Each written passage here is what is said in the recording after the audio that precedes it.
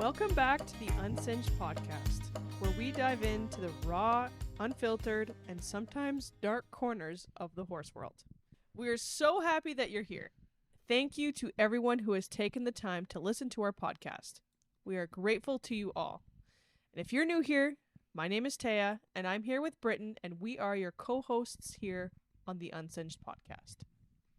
Today's episode is a little different. We've done it before, but we're handing the mic over to you. This is a really big segment, and we're doing it again because it just keeps going over so well.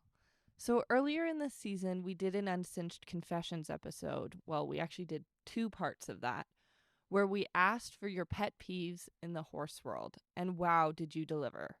From weird trainer cults to fat-shaming female equestrians and beyond, nothing was off limits. We personally had so much fun filming that episode. It was really great just connecting with you, our listeners, and hearing your opinions, as there's so many different perspectives out there in the horse world. So, I bet today you're wondering, or perhaps you already know, what today's Uncinched Confessions topic is on. And today we are listening to your experiences that changed your perception. Dun dun dun. These experiences can be traumatic and or dramatic, or something really simple like a horse hack that changed your routine, and absolutely everything in between. A few of these submissions seem rather long, and we honestly have no clue who or what they are all about. So buckle up, we're doing it, raw dogging it, going all in, full send, without any prior, rehearsing, which can be great and bad. It's going to be great. It's going to be great. To start, we want to express our sincere appreciation for everyone who sent in submissions. It takes a lot of nerve, especially in this day and age, to let your voice be heard. So we just want to say we are really grateful for all of you who felt comfortable enough to share your perception-changing experiences with us. So, grab your drink of choice. Mine is tea. Yeah, today we have tea. If you have wine, coffee, or tequila, we will not judge you. Whatever strikes your fancy. And we hope that you enjoy today's episode. All right. So here we're going to just read these one by one. So bear with us if we stammer or struggle with spelling or words. We haven't categorized or organized them today as we did previously. We just thought, again, we're going to raw dog this. So let's just see where it goes. It's probably going to be a little bit chaotic, but we are horse people and therefore we thrive in chaos. So keep in mind, we have no clue what's coming down the pipe yet. Buckle up. You might get the best piece of advice of your life from listening today. You might get roasted. You might hear something that's interesting. If you have personally sent in a submission, keep in mind that our comments are just our comments based on our own experiences that have changed our own perceptions. So take everything with a grain of salt. Take what resonates, leave what doesn't, and we hope you have fun with us. Yeah, we're just fun people. All right, without further ado, let's get into it. Uncinched Confessions, experiences that have changed your perception. All right, story numero uno. All right. I will read the first one. This person says, I am a paid rider and have been on and off for years. I now make my clients sign documents saying their vet has never told them the horse wasn't able to be ridden or shouldn't be ridden or injuries that could affect riding. I was riding for a lady and her horse landed on top of me, messed up my leg, and was out of work for like 6 months. Oof. Anyways, thought it was a freak accident. It happens in this sport, so whatever. Not my first bad fall, but just the first one to take me out of horseback riding for that long. Anyways, a couple years later, I was at a barn helping a different client with their horse, and a vet that was there just randomly came up, that lady and this horse. Okay, so I'm getting like this horse that hurt this person came up in topic between this person and the vet. That's what And I'm seeing. yeah, Or he saw it. One of and the two. how it landed on me. And the vet told me how the horse was never supposed to be ridden again. And she told that lady multiple times over the last 5-6 years. Oh my God. That lady was willing to put my life and multiple other riders' life in danger. Holy I feel so bad for shit. lying. I learned some people have the money for horses, but not the brain. Finish strong. And don't care what happens as long as they could ride their horse. Well, shit.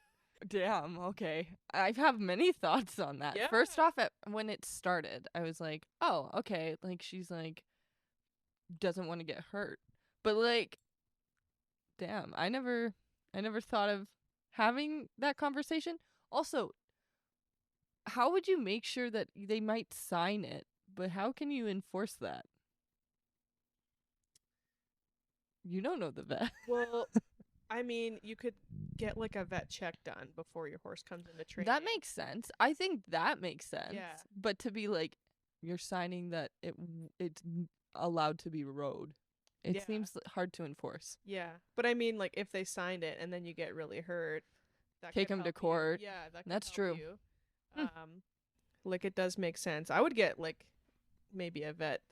No, like, I know a lot of trainers who are like, show me proof that your horse has had their teeth done before they come into training, and maybe while you do that, you know, get a Get vet this done, check. yeah. Because Damn. yeah, God, I couldn't imagine that. I'd be so mad.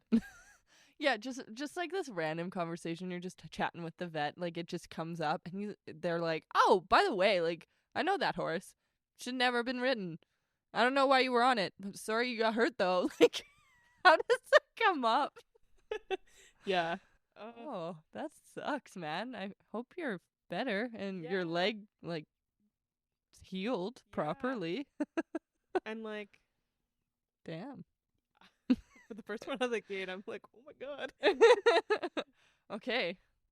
Do you have any other thoughts? What can I the think- audience learn from this? Well, Don't be an idiot. yeah, or Not her.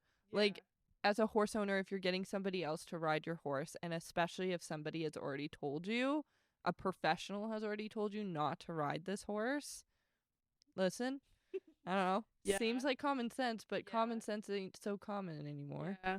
Well, and like, too, for like, I mean, this is even like not just trainers. Like, if you're even just like exercising people's horses and Mhm. stuff like that, having like an awareness of what that horse has done before, Mhm. super important. Because like, yeah, like, I mean, getting bucked off and tossed off, like, that comes with the territory, but like, sometimes crap happens and you can get so hurt. We know a know? horse like that. Yeah. We know a horse, not to name names. Definitely there was some issues, and when I checked it out for Taya, I was like, bruh. Yeah. Yeah. But anyways, Starting off yeah, strong. I mean, this would also change my perception, and I mean, as someone who trains horses, And rides them all might the be time. something that I actually take into consideration, honestly, because like, that's messed up. Yeah. Like, if you're a person who is like so dead set on one horse and you put that horse above Other safety. other people's safety, like, you got an issue. Yeah, you need to really like check yourself. Yeah. Check your privilege. Oh my God. Oh no, is this one? Okay. Oh, Jesus. Okay. This number is 2. quite the story. When I first started working with horses, I thought it was all about riding. Anytime I met a horse, I just wanted to ride it. And that's the only way I thought you could bond with a horse. If I couldn't ride it, it wasn't worth my time. That was until I met a massive Belgian giraffe straight from the kill pen with health issues. Oh, Jesus. Okay. Where's this going to go? Who knows? He couldn't be ridden, but he was the sweetest horse I had ever met. Oh. We clicked immediately, and every day I came to the barn, I always made a pit stop at his field. At first, I thought he wasn't worth my time because he couldn't be ridden. But the more I held his head, read stories to him, sat next to him, and watched him enjoy life for the first time, I realized how much more horses were than just an animal with a job. Aw. I begged and begged my mom to buy him for me, but we weren't in the financial position to have a horse. So instead, I went out to the barn every day to see this big, goofy boy. He recently passed away after surpassing his life expectancy by 3 years, but gosh, did that horse change my brain chemistry. He made an impact on my life I don't think anyone else will ever be able to. He taught me how to love the animal inside instead of just using them for my pleasure, and he brought me happiness I hadn't had in a long time. Rip my Big Mac. I hope you're running without pain in those grassy fields. Oh. Second one gives all the feels. That's so sweet. I think anybody can resonate that with that though. Like when you first start with horses, oftentimes all that matters is riding. And, there is like that special moment of any horse, one horse that changes your thoughts on that and your brain chemistry, as they put, where all of a sudden you go, oh, They're more than just something I can sit on. yeah, There's a personality. they're quirky. Yeah, they're quirky. And just like being around them fills me up. Yeah, and then you learn how to like enjoy those little things. This is a beautiful story. Yeah. I think that's a great way to talk about like perspective changing of where you grew. Like you grew as a horse person in this, and I'm so proud of you for growing. And I'm sorry that he passed away. Yeah, rest in peace. Especially Big Mac. All I can think about is cheeseburgers. Yeah. Well, that's a lovely story. Thank you for sharing that with us. I really appreciated it. I think, as listeners, we can take a lot from that of just learning to enjoy the small moments, the slow times, and know that our horses are worthwhile even if we're not sitting on their back. Yeah. Yeah. I love that. Yeah, I do too. It's a very sweet story. Thank you for sharing. Especially coming off the first one. I think that was a good turnaround period. So we're balanced now. We're balanced now. All right, you're up. Okay. All right. As someone who was a farrier for a good while, until an injury took me out, an observation I've made is that horses have a strong sense of etiquette, and the way you ask for things matter a lot. Let's take holding a lead rope, for example. I see a lot of owners lead a horse by holding the rope tight right by the clip, and then grab the noseband with both hands to hold their horse. Sometimes they even twist it. Inevitably, that horse acts up. Of course it does. How would you like it if someone grabbed you by the collar of your shirt, told you to stand still, and then yelled in your face whenever you moved? Would that make you nervous? Angry? Would it make you want to stand still? If you offer a bridle, chances are a broke horse will stick their nose right in it if you allowed the chance. But if you shove a horse's nose in and bang their teeth on the bit and pull their ears through at a weird angle, they'll throw their head in the air. Do you like your ears being tugged on? What about metal being slammed into your teeth? How would you feel about a person constantly doing things like that? Even something as simple as someone saying hi when they walk up to you. When you walk up to a horse, do you march up to them with a scowl and jam their head in a halter? Or do you say hi, give them a pat, show them the halter, and then put it on? What interaction do you think is more pleasant for the horse? When you greet people, do you say hi first, or do you say, "You're coming with me," with no explanation? All of these things might seem little to us, but they matter a lot to your horse. Even though horses aren't people, it helps a lot to stop and think, how would I feel if someone did this to me? You can have training coming out of the wazoo, and your horse can respect you, but your horse won't actually like being around you, and they won't want to work with you if you don't respect basic horse etiquette. Oh, that's like awesome. I think that's a really good point to be made because body language matters. That's how we communicate with them. They can't have these conversations like you and I are having right now, and I can't say, Taya, I really don't like that you invaded my space like this, or oh, this.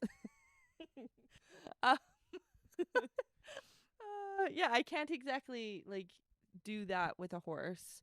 but I can show them through my body language, and I can show them through the respect that I give them, or the questions I pose to them with my body of like, you can come closer, or I don't want you there, you know what I mean? Mm-hmm. And I think it's interesting that they called it horse etiquette. Mm-hmm. Yeah, and I like how they think of it as etiquette, because I mean, we've touched on this a couple times of like, I own this horse. I pay for this horse. This horse is my, like, I own it. I own it. It's my property. So we kind of treat it like it's an inanimate object. Mm-hmm.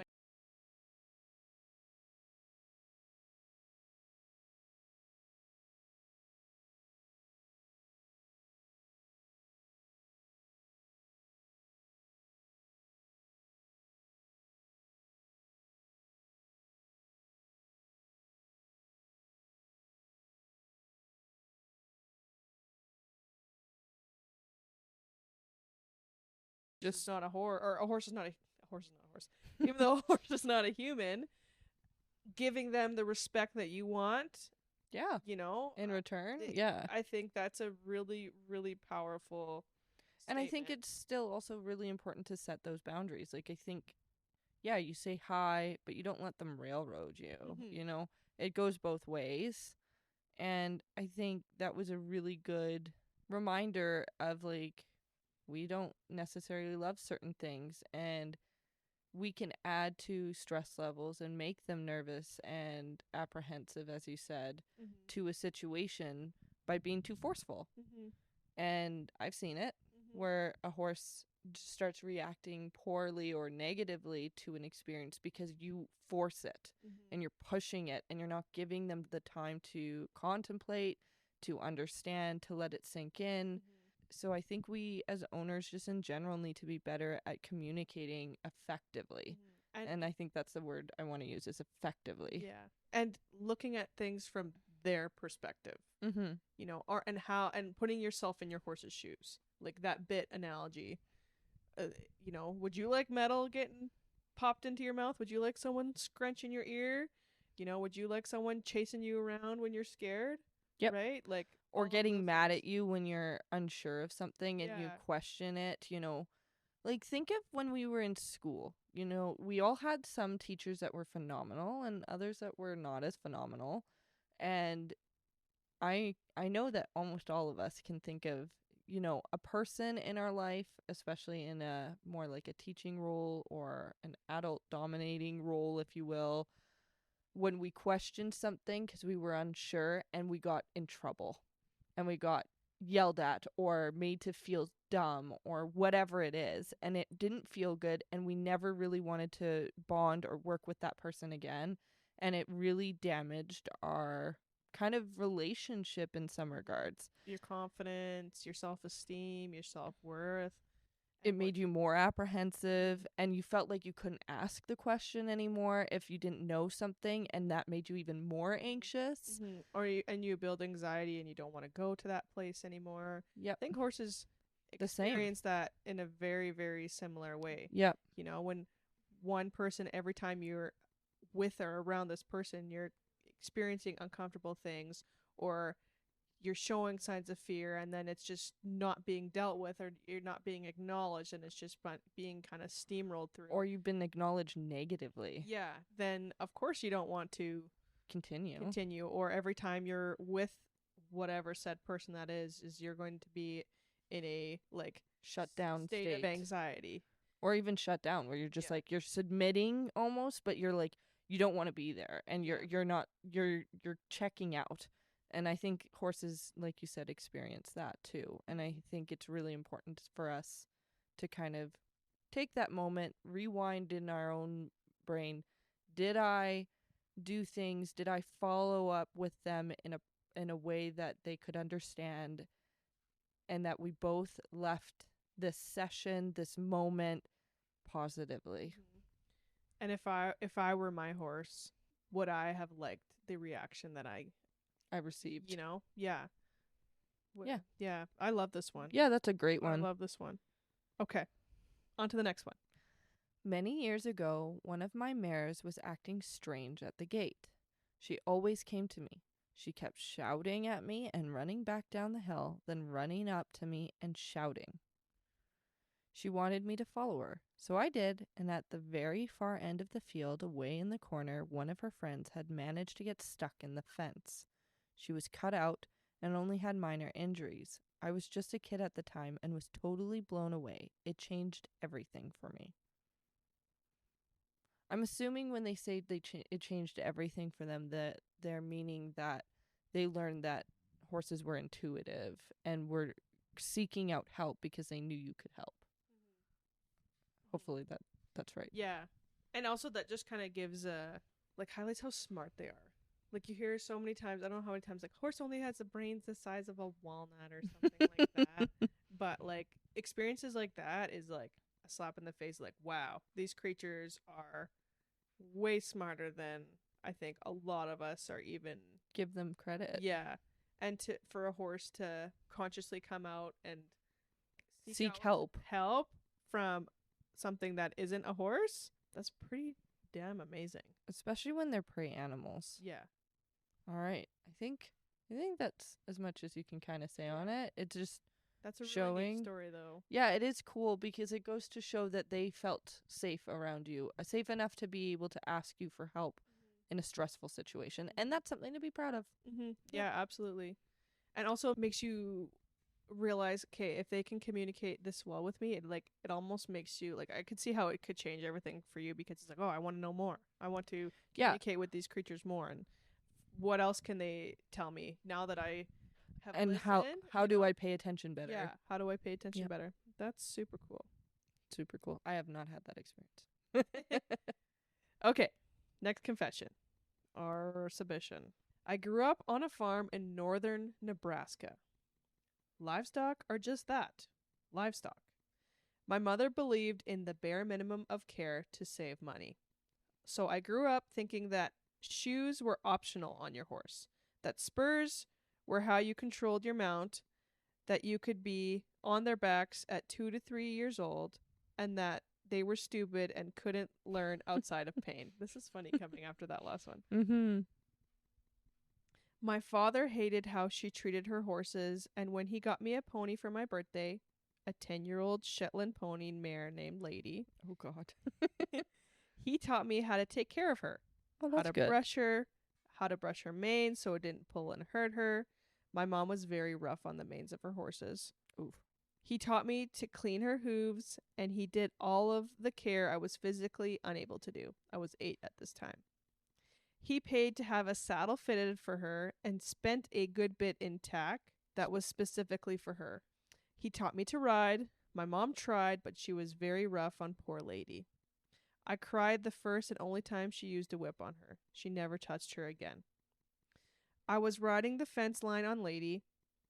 This was one of my chores. She was bomb-proof. I trusted her with my life. We had a cow that was a bitch. She happened to escape her pen and it was in the pasture I was riding the fence. I have a feeling this cow's going to attack this kid. As the cow charged up to us.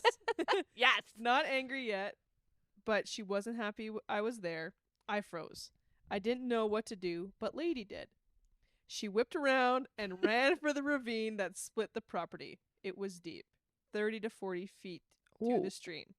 We weren't allowed near there. It's dangerous, and Lady was running straight at it. I'm just holding on, hoping I don't fall, because this cow is chasing us. Lady hauled ass into the ravine. Down the side she went. I fell forward onto her neck. I just held onto the reins and wrapped my arms around her neck and prayed that I didn't fall, because I wasn't a great rider, and a fall would be very bad. And I just knew I was in trouble. It didn't take her long to get to the stream at the bottom, and she just stopped. The cow didn't follow us, but was up on the rim, lowing down at us. I got off Lady and just sat down. She knew I was in danger, and she reacted and probably saved my life. She earned every treat she would ever receive after that day. She was my go-to mount for everything. I could trust her. Goats got out, gotta get Lady. Sheep missing, gotta get Lady. I had her for everything. She let me put young lambs and goats on her to take them into the barn. My mom was mad I was in the ravine, but Dad stood against her and I didn't get in trouble by him. However, he was upset that we went down the side of a ravine that was highly unstable. We could have caused a landslide. Lady taught me that horses are smart and intuitive. They know danger before us, and sometimes you just need to trust them. All I can think about is death by cow. I'm thinking of like the man from Snowy River, but like little pony and a I don't know if this is a man or a woman, but I just pictured like a little kid on this pony going down like Man of Snowy River style. Yeah, I was thinking like the pink cowboy hat and, like the glittery shoes. Like getting chased down by a cow. That's an epic story. I think it also goes to show that there's two coins to people. Like you can be taught one thing your whole life and then learn through the animal a completely different thing. And I'm also impressed that Lady was as lovely because, Shetland. No Shetland pony stigma here. Yeah. No, that's amazing. And like, yeah, like it's one thing when you're running in an arena, but like when you're out doing jobs and stuff like that, again, like I feel like you learn so much about how intuitive and how smart your horse is by just listening to them. And in moments like that, when your horse takes off on you or does things that like you didn't tell them to do, sometimes it's like, oh my god, I'm losing control. But that horse used her instincts to save you and her, right? And looking at it from that perspective too, of like, okay, this horse did something instinctually. Was it what I asked? No, but that was the best reaction and it got you out of a sticky situation.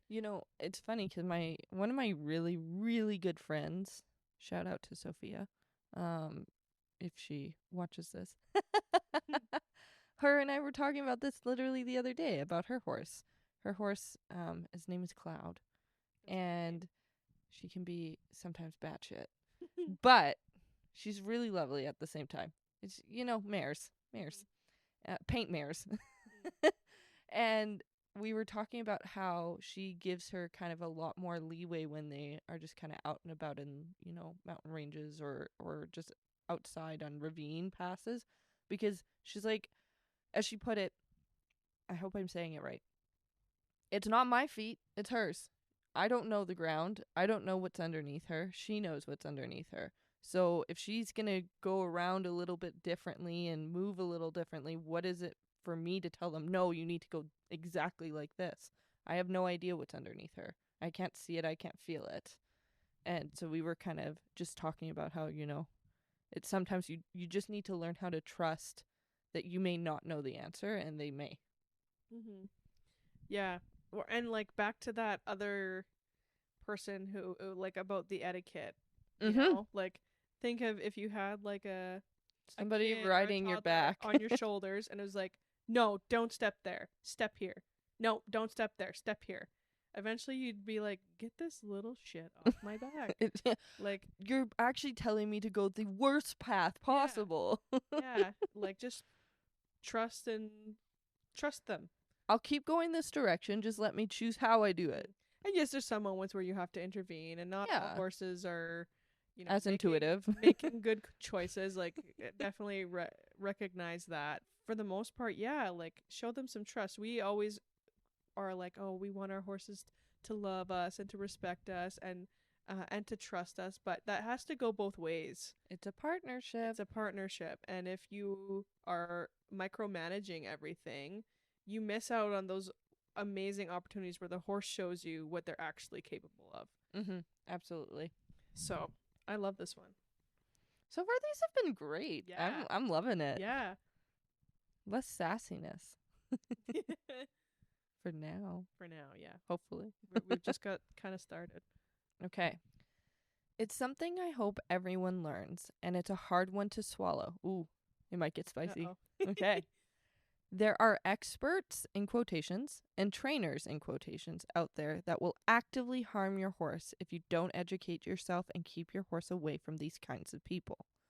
One boarding barn in particular taught me this. This so-called trainer, in quotations, grabbed my horse by the reins, and whipped her full force multiple times while I was on her, all because she wasn't going where I wanted her to. She was a little buddy sour. He didn't show me how to get her to listen or point out what incorrect cues I was probably giving. He just beat the crap out of her and chased her in a circle while I held on for dear life. They let a stallion get to that same mare and got her pregnant. No clue which one it was, but now I have a lovely 3.5-year-old. They let an 11-year-old ride this gelding who would rear so high, I'm shocked he didn't flip over and crush her. They overworked this poor girl and put her on that dangerous horse for lessons, in quotations, in return.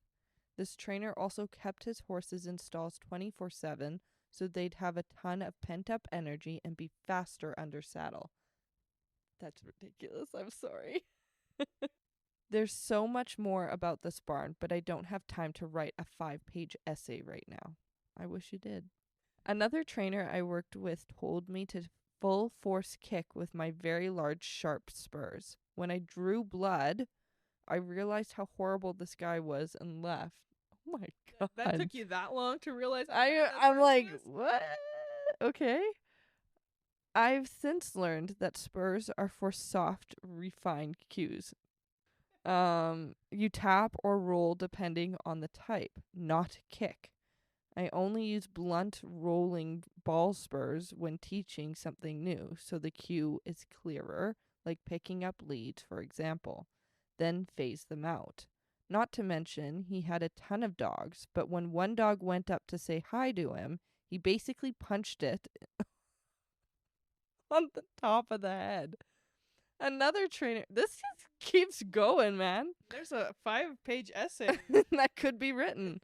Okay, another trainer cranked the nose bands on her horses so tight, I'm shocked they could breathe. She said it helped them stay on the bit. Holy shit, okay. If you have to strap your horse's mouth shut to get them on the bit, you're doing it wrong. After these and several other experiences, I don't let near my horses unless I've looked into them very thoroughly. This is something I wish every single horse person in every single discipline actually understood. Just because someone has years of experience, has won a competition or many of them, is well respected and calls themselves a trainer or expert does not mean that they are worth letting within 100 feet of you or your horse. Listen to your gut if something feels off. Remember that it's never the horse's fault. They only know what we teach them. Wow. That was aggressive. Oh my god. Wild. I mean, I've heard some shit from, like, when it comes to some trainers, you know, that it's just very aggressive tactics. I don't know. I have so many questions. Yeah, I mean there's a lot to unpack there, but I Yeah. think like the premise of it is like, also, this is what I'm gonna say. If there is kind of that like power, you know, if someone is claiming to be a trainer or whatever, we kind of look to them for advice, or they're the expert. But if you who's listening as a person who takes lessons, as a horse owner, as someone who's sending their horse to training, if that person can't explain to you what they're doing, and it doesn't make sense to you, I think that's like, you know, don't ever assume like just because someone has this title and they might have all of these accolades, like absolutely get them checked yourself. And if your gut tells you no, if something they say doesn't make sense or align with their values, again, like horses have incredible memories, and I feel like all of these could be intertwined. But like back to thinking about the person, the farrier who was talking about like horse etiquette, right? Like when your horse gets mistreated, that's gonna stick with them. Oh yeah. And it's like, yes, there's people out there who claim to be trainers and claim that they have all of these accolades, but at the end of the day, it's your responsibility to choose the right person for your horse. And if you're sticking around while someone's telling you to, goose your horse with the spurs, or you're watching them absolutely Until it beat the crap out of your horse, and you're sticking there for a while, like, yes, that trainer should be responsible, but you are also responsible. Yeah, you let it happen. You were a part of it. So trusting your gut, and like if you want to send your horse to a trainer, shop around. Go to and if someone won't let you come to their property and watch you, or wherever they're working their arena, and they won't let you watch them work a training horse that they have, that's a red flag. Immediate red flag. You want someone who is like, yeah, absolutely, come in, come see my style, come talk to me, and someone who makes you feel comfortable. And that's kind of on you as a horse owner, as a person who takes lessons. If someone is doing something unethical, I think we all know what that looks like. You don't have to be a trainer or an expert to see that from a mile away. And you're the one riding, you have absolute choice over that. And if someone is making you do something that you think is unethical, or you have free will. That's on you. Okay. The other thing I will say with this is that, there are many bad characters in many different books, and it's unfortunate, but it happens in every industry, not just this one. It's in every industry. There's bad characters. But when you see it, you call it out, or you leave. If you don't feel comfortable or you don't feel safe to call it out, you leave. And what I've gathered from this story, you didn't leave. Like you went to you stayed in these situations for a while to be able to have this much to talk about from it. And you are responsible and need to take ownership in that regard too. Even if it wasn't your horse, but you worked for this trainer, it sounds like. You had the free will to not spur that horse till it bled. They may have told you to do it. They may have pushed you into it, and it sucks and you felt coerced, but you ultimately did that action. And you need to take accountability for that too. And I think some of this, the way I've read it at least, it's like, they made me. It's not on me. And yeah, you need to take ownership. I think yes. And I'm not saying you're a bad person either. No, and obviously you've come out of this and you see that everything and you've is learned. wrong, and you've learned, which is awesome. Kudos to you. Yeah, growth is great. Yeah, but there's also an ownership that needs to be taken whenever you do grow. And it doesn't mean you're a bad person. It doesn't mean you're in the wrong, in the sense of like what you did in that moment defines you. But there is need to be a level of accountability that this trainer didn't make you do it. He pushed you into doing it, and you chose to do it. And, good on you for learning new tactics. Good on you for figuring it out in a different way. But I just want to make that clear that the onus is on you as a horse owner, as a trainee, as a lesson rider. The onus is just as much on you for being in those situations. Obviously, we can't avoid them all the time, but we can for sure remove ourselves before it gets to this level. And I feel like there would have been many, many warning signs before it got to the point where you're like spurring a horse till it bleeds. And if you're riding under someone or with someone who you don't feel like you can say no to, that's not a good coach to have. Nope. Which is unfortunate. Yeah, it's sad. But if you needed to hear that today, here it is. You're welcome. Yeah. Okay. That one kind of took a little bit of a dark turn. Hey, but that just goes to show the different perspectives and the different things that you see. Yeah. And I think it's good to have that character of, not everything's happy-go-lucky. Absolutely. So, well, yet again, we had many, many submissions. And these ones were quite long, so they went overtime a bit. Yeah, we went overtime. And so this way you're not listening to like hours of podcast. We have decided to turn this episode into a 2-part episode. So if you want to continue listening to the Uncinched Confessions experiences that shaped your perception, head on over to the next video. Yeah. Thank you for listening. All right. See you there. Bye. Bye.